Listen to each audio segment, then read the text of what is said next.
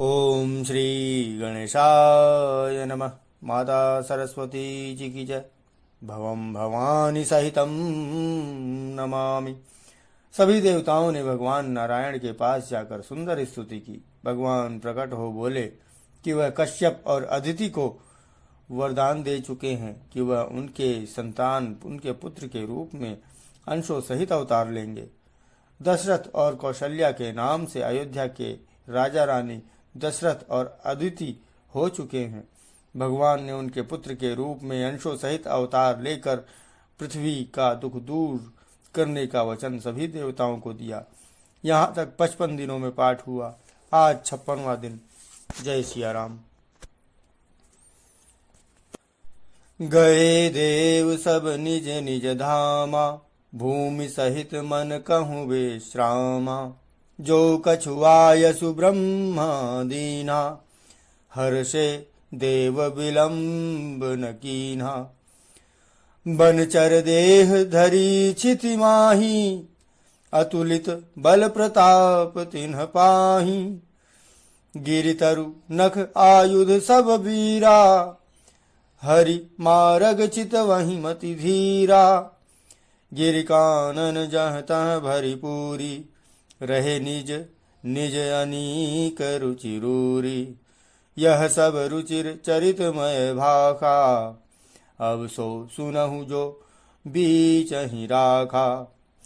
अवधपुरी रघुकुल मनि राऊ, पेद विदित तेहि दशरथ नाऊ। धर्म धुरंधर गुण निधि ज्ञानी, हृदय भगति मति सारंग पानी। कौसल्यादि नारी प्रिय, सब आचरण पुनीत। पति अनुकूल प्रेम दृढ़, हरिपद कमल विनीत।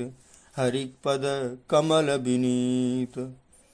सब देवता अपने अपने लोक को गए। पृथ्वी सहित सबके मन को शांति मिली। ब्रह्मा जी ने जो कुछ आज्ञा दी उससे देवता बहुत प्रसन्न हुए और उन्होंने वैसा करने में देर नहीं की। पृथ्वी पर उन्होंने वानर देह धारण की। उनमें अपार बल और प्रताप था। सभी शूरवीर थे। पर्वत, वृक्ष और नख ही उनके शस्त्र थे। वे धीर बुद्धि वाले वानर रूप देवता भगवान के आने की राह देखने लगे। वे वानर पर्वतों और जंगलों में जहां तहां अपनी सुंदर सेना बनाकर भरपूर छा गए। यह सब सुंदर चरित्र मैंने कहा। अब वह चरित्र सुनो जिसे बीच में ही छोड़ दिया गया था। अवधपुरी में रघुकुल शिरोमणि दशरथ नाम के राजा हुए, जिनका नाम वेदों में विख्यात है। वे धर्म धुरंधर, गुणों के भंडार और ज्ञानी थे। उनके हृदय में सारंग धनुष धारण करने वाले भगवान की भक्ति थी और उनकी बुद्धि भी उन्हीं में लगी रहती थी।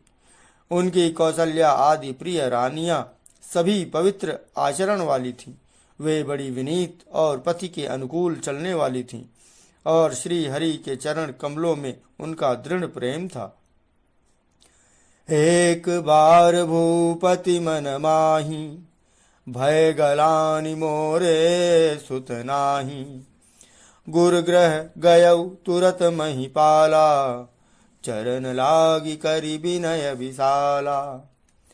निज दुख सुख सब गुरहि सुनायऊ, कही वशिष्ठ बहु विधि समुझायऊ। धरहु धीर होई हहि सुत चारी, त्रिभुवन विदित भगत भयहारी। श्रृंगी ऋषि वशिष्ठ बुलावा, पुत्र काम शुभ यज्ञ करावा।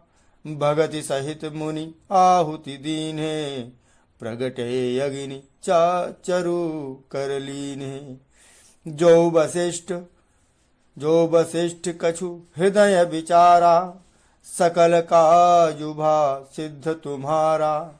यह हबि बाँटि देहु नृप जाई, जथा जोग जहि भाग बनाई। अब अदृश्य भय पावक सकल, सबहि समुझाई।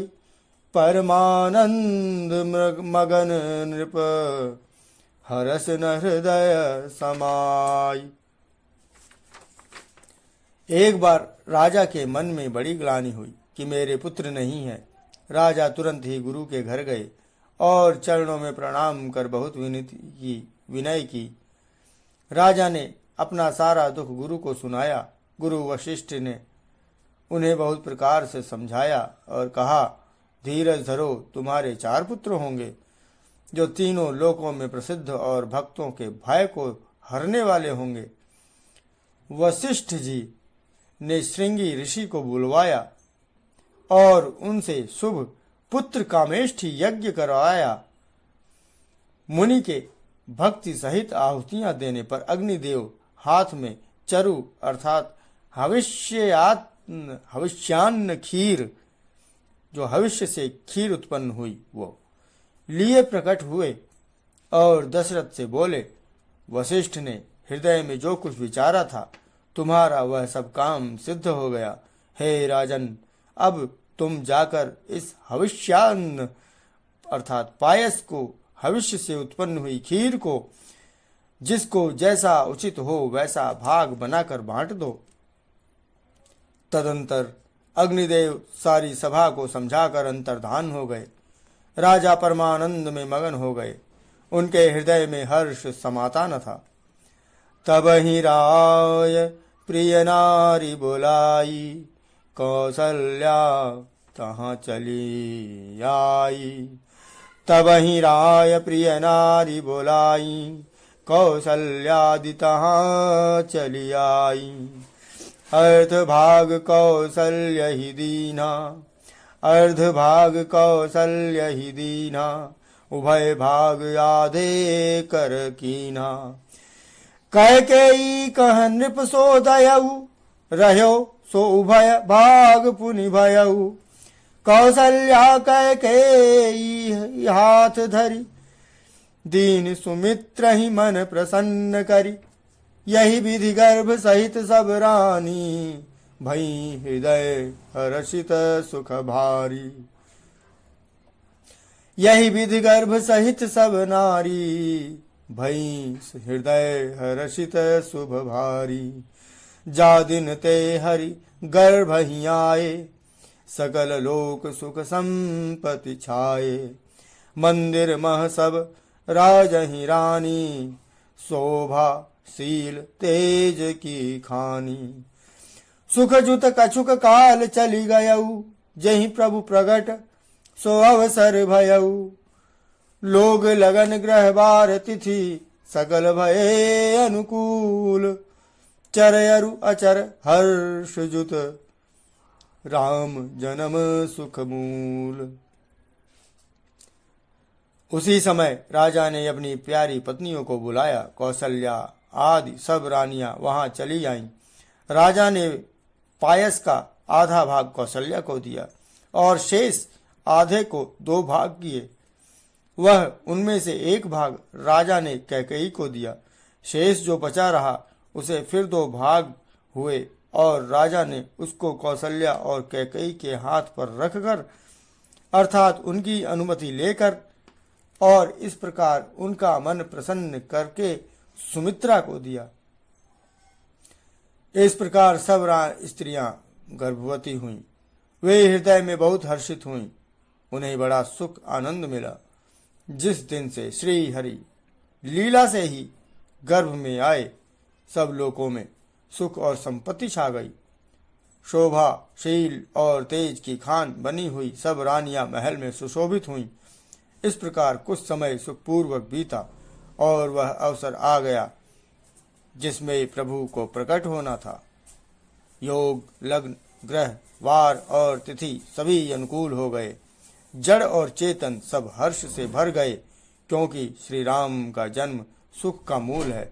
जय सिया राम। आज मैं अपनी वाणी को यहीं पर रोकते हुए श्री रामचरितमानस जी की इन पंक्तियों को विराम देता हूँ।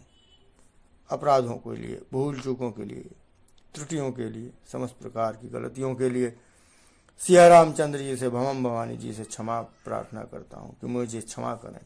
जय सिया राम।